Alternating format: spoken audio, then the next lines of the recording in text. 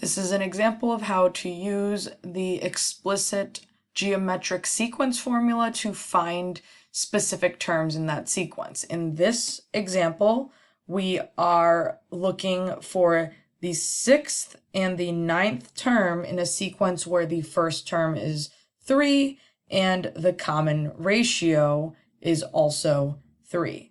So in order to do that, I will take my formula, an, but I'm going to first look for the 6th term. I'm going to keep my 3, multiply by 3, but my n is 6, so 6 minus 1, because I'm replacing n with 6. That gives me 3 times 3 to the 5th power.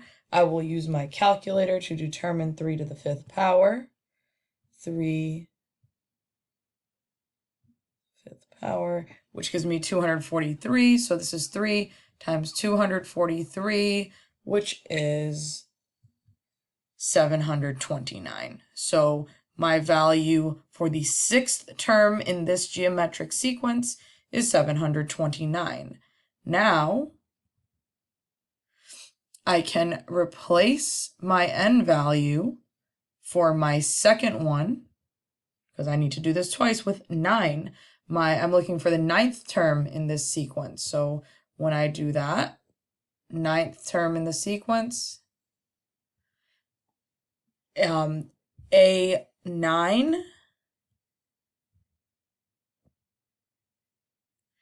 equals 3 times 3 to the 9 minus 1 power. 9 minus 1 is 8. 3 to the 8th power is going to be much larger than 243, so I will replace that. Now I go into my calculator, I do 3 to the 8th power.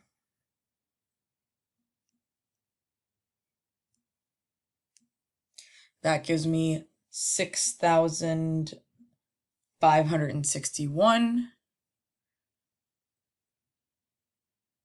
Multiply that times 3, and that gives me 19,683. So a rather large number here. But now I have used my explicit geometric sequence formula to find the 6th term. So if I know that the first 4 were 3, 9, 27, and 81, the 6th one is 729, the 9th one is 19,683.